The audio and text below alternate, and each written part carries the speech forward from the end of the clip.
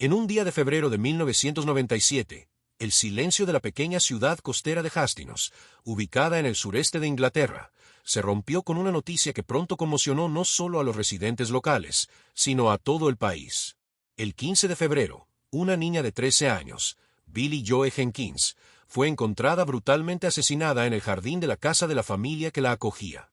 Este asesinato no solo sorprendió al público, sino que desató una tormenta de emociones, decepciones y controversias, ya que los eventos posteriores expusieron los problemas del sistema judicial y dejaron a muchos con dudas sobre quién fue realmente responsable de esta tragedia. Billie Joe vivía en la casa de su padre adoptivo, Sion Jenkins, su esposa Lois y sus 4 hermanas adoptivas. Al igual que muchos niños de su edad, parecía ser una chica común, energética, alegre, con buenas relaciones con amigos y profesores. Nadie habría podido predecir que en un momento su vida se vería tan trágicamente interrumpida, y que este evento se convertiría en el punto de partida de un complejo y controversial caso judicial. Era una tarde común de sábado y la familia estaba ocupada con sus actividades diarias. Sin embargo, después del almuerzo, Sion Jenkins, el padre de la familia, regresó a casa con sus hijas menores para encontrar a Billie Joe tirada en el suelo del jardín. Estaba cubierta de sangre. Su cabeza estaba aplastada y cerca había una estaca metálica. Llamando a una ambulancia, Jenkins intentó desesperadamente salvar a la niña, pero ya era demasiado tarde. Hastings, una ciudad con una rica historia y una atmósfera tranquila, se convirtió en el centro de atención de los medios. Se hablaba por todas partes sobre quién podría haber cometido este terrible crimen. Las personas más inesperadas comenzaron a estar bajo sospecha. La prensa exageró cada detalle, y la familia Jenkins se vio bajo una constante presión de la opinión pública. El caso de Billie Joe Jenkins no solo se convirtió en una tragedia para sus seres queridos, sino que también causó una profunda repercusión en la sociedad británica, planteando interrogantes sobre el funcionamiento de la justicia y cuáles son los límites de la confianza en el sistema judicial. Y si una persona inocente puede ser condenada erróneamente por un crimen tan terrible.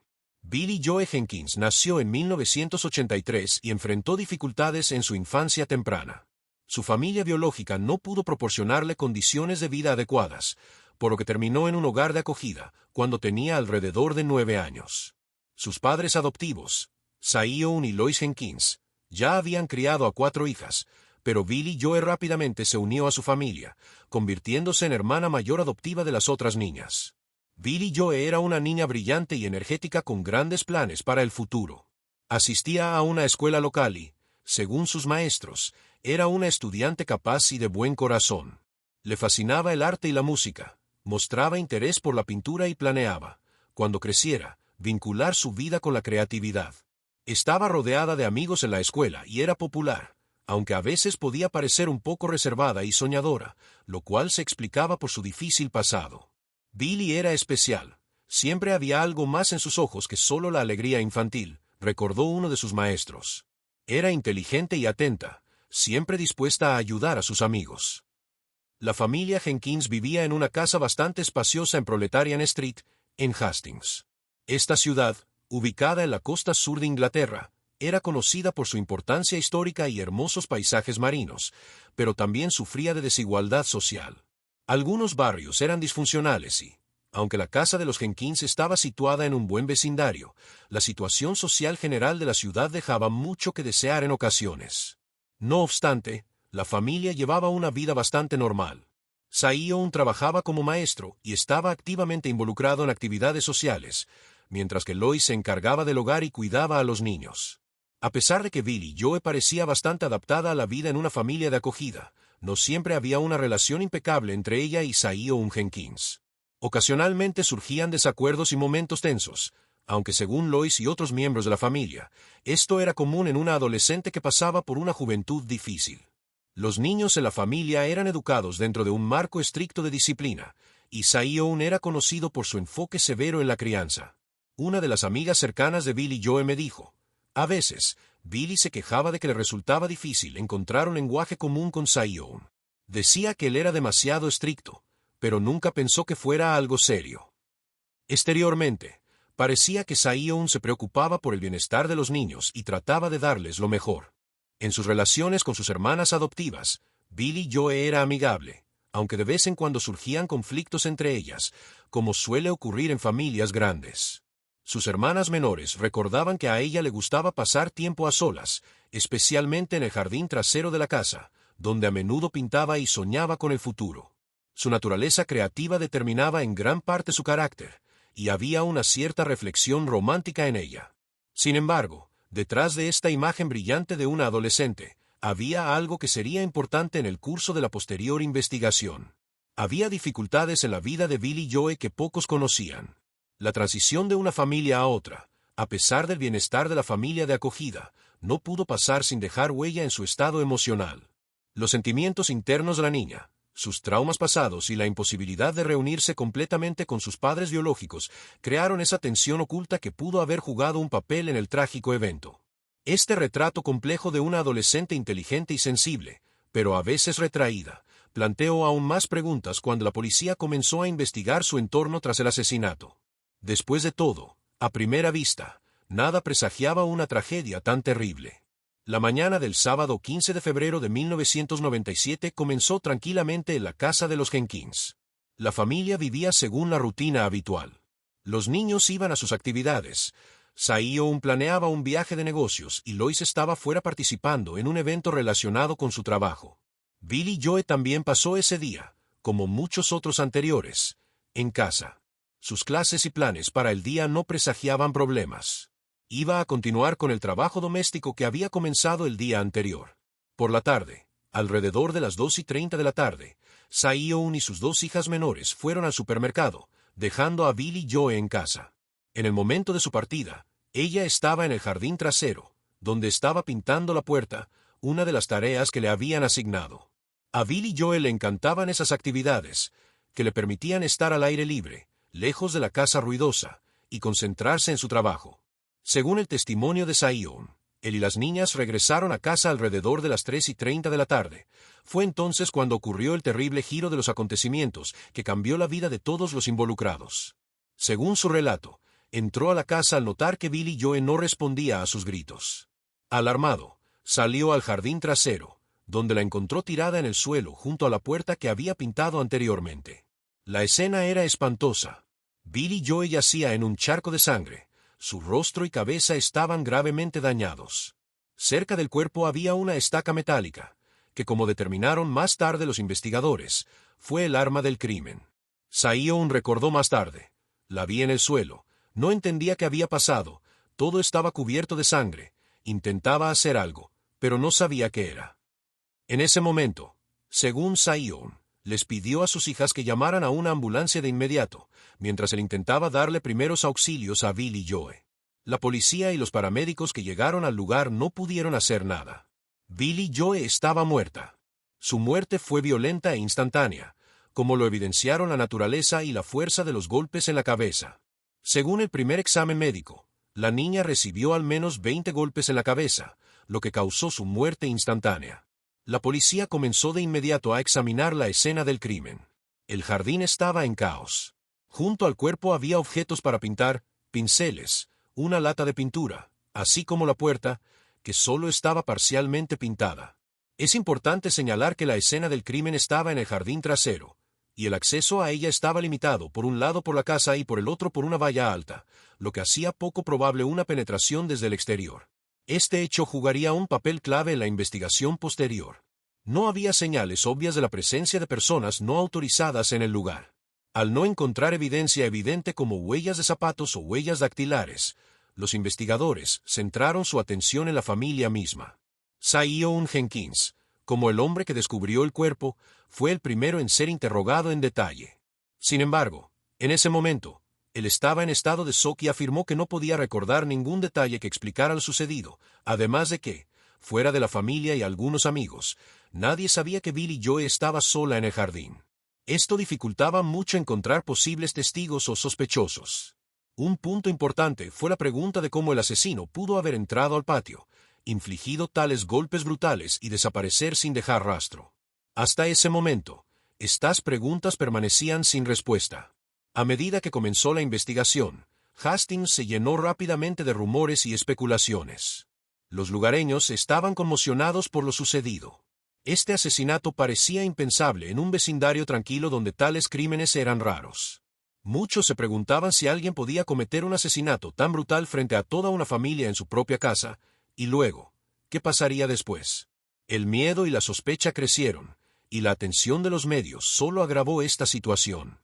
Las primeras horas y días después del descubrimiento del cuerpo fueron críticamente importantes para la investigación. La policía debía descubrir quién podría haber cometido este crimen lo antes posible. En ese momento, la creciente pánico entre los residentes de Hastings y la presión pública exigían respuestas que nadie podía dar. Las primeras horas después del descubrimiento del cuerpo de Billy Joe estuvieron llenas de caos y ansiedad. La policía, que fue llamada a la escena del crimen, comenzó inmediatamente a trabajar. Los oficiales examinaron cuidadosamente el jardín, la casa y las áreas circundantes en busca de pistas que pudieran arrojar luz sobre lo sucedido. Pero en los primeros días quedó claro que la investigación enfrentaría una serie de dificultades. El acceso al jardín trasero estaba limitado, y no había rastros obvios que indicaran que un extraño hubiera podido entrar al terreno. Uno de los primeros pasos que dio la policía fue un examen detallado de los miembros de la familia que estaban en la casa en ese momento. Zion Jenkins pasó a estar bajo sospecha, ya que fue el hombre que descubrió el cuerpo de Billy Joe y fue el primero en llamar a la policía. Los investigadores prestaron atención a su comportamiento en el momento en que descubrió a su hija y a su testimonio posterior, que al principio parecía no ser completamente coherente. Cuando la policía comenzó a interrogar a Zion Jenkins, él estaba en un estado de profundo shock. Habló en detalle sobre cómo regresó a casa con sus dos hijas menores y encontró el cuerpo de Billy Joe en el jardín. Sin embargo, su testimonio inicial levantó sospechas entre los investigadores. Afirmó que no entendió de inmediato lo que había sucedido y que, en pánico, trató de ayudar a Billy Joe, pero los detalles de sus acciones seguían siendo inciertos. Los investigadores se fijaron en el hecho de que Zion no pudo explicar claramente porque no notó las manchas de sangre en su ropa de inmediato. Según él, intentó devolverle la conciencia a Billy Joe.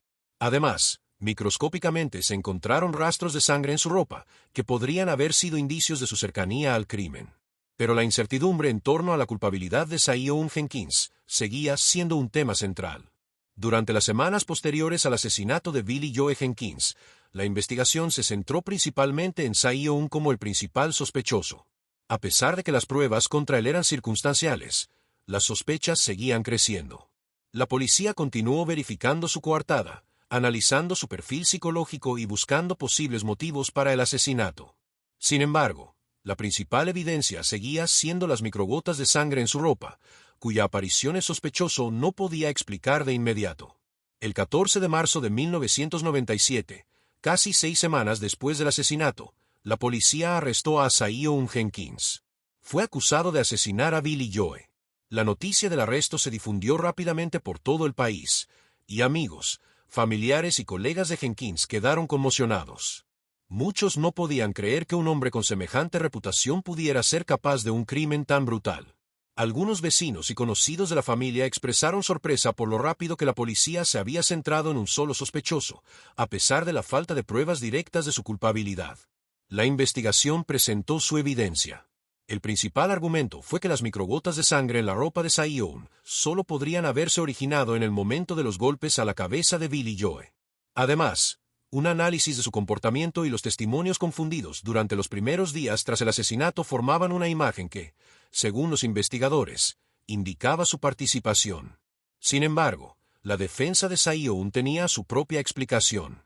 Los abogados de Jenkins argumentaron que las manchas de sangre podían haberse producido cuando él se inclinó sobre el cuerpo de su hija, tratando de ayudarla.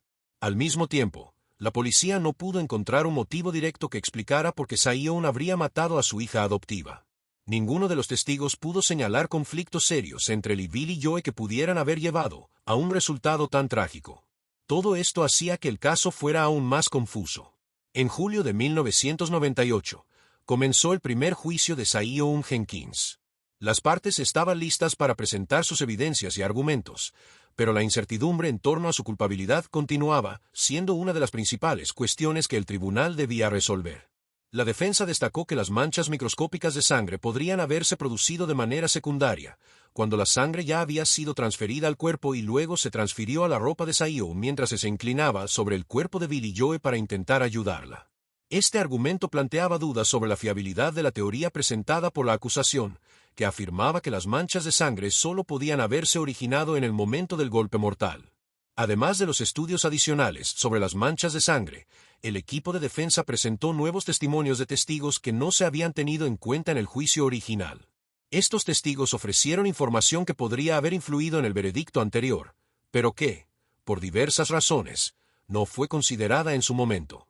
El hecho de que estos testimonios no se presentaran anteriormente se convirtió en un factor clave para la defensa, que argumentó que la acusación no había considerado todos los elementos del caso. Durante el juicio de apelación, la defensa también cuestionó la metodología utilizada por los expertos forenses en el primer juicio. Argumentaron que las conclusiones iniciales estaban basadas en conjeturas y no en un análisis científico sólido. Esto llevó a que el tribunal considerara que el caso merecía ser revisado con la nueva evidencia disponible. A finales de 2004, Zion Jenkins fue liberado bajo fianza, lo que permitió que el caso se revisara con más detenimiento antes del nuevo juicio.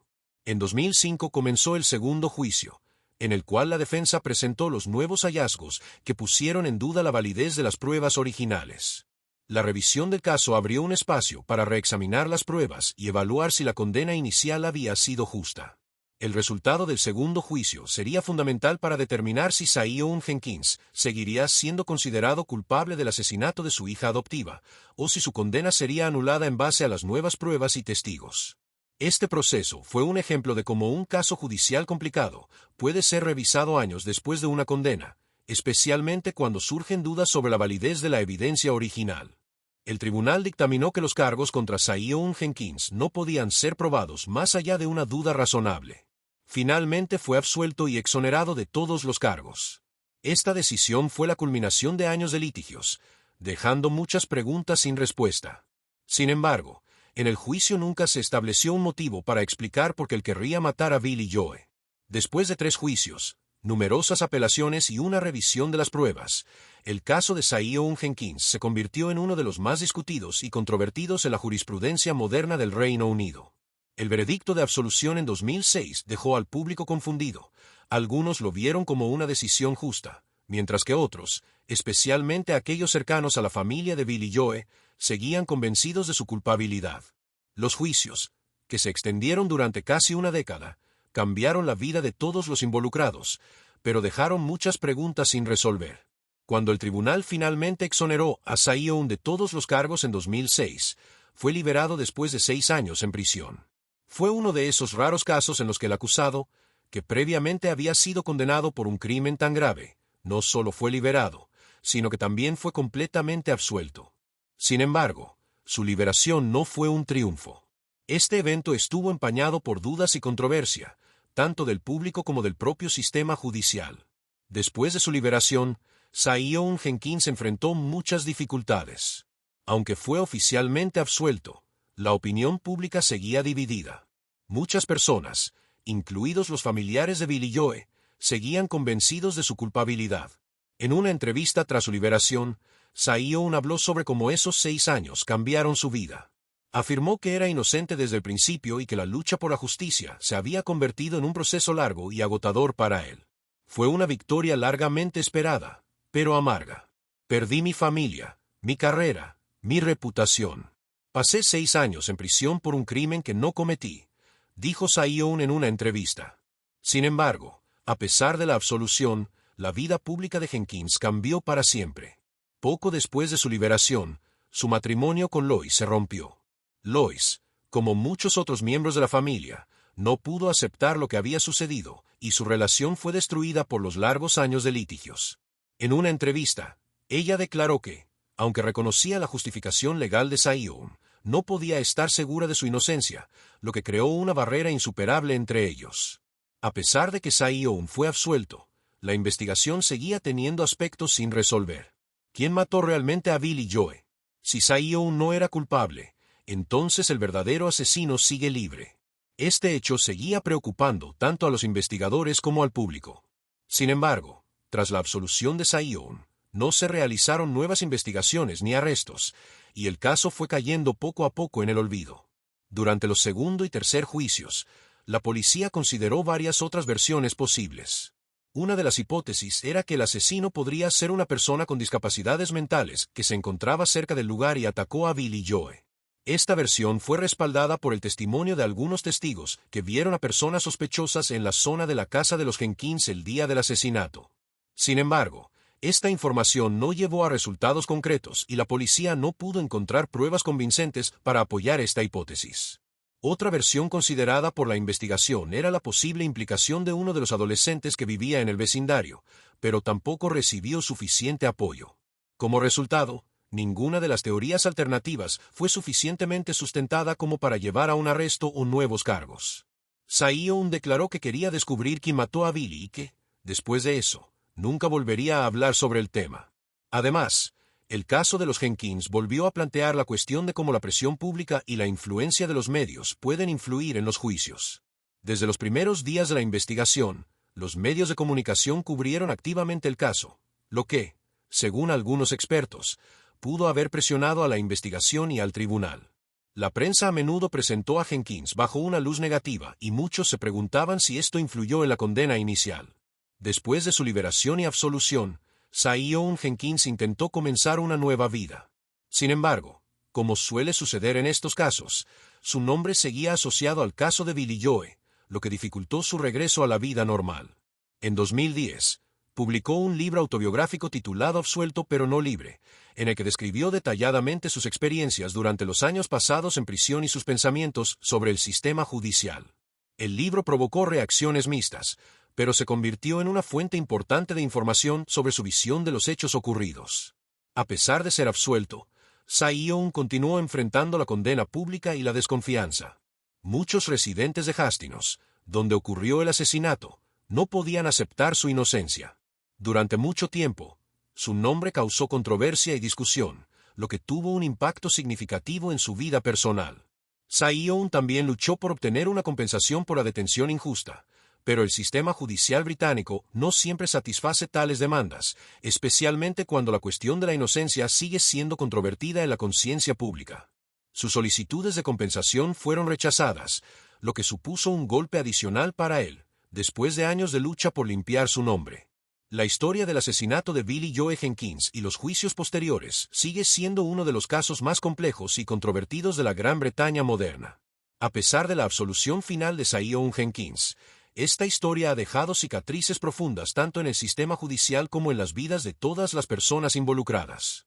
Lo más trágico de esta historia es que, a pesar de los años de investigaciones y juicios, el asesinato de Billy Joe sigue sin resolverse, y su familia nunca ha recibido una respuesta definitiva a la pregunta de quién mató realmente a la joven de 13 años en ese día de febrero de 1997. El caso de Billy Joe Jenkins será recordado para siempre como un ejemplo de una mala administración de justicia, pero también como una tragedia sin resolver que continúa inquietando y planteando preguntas.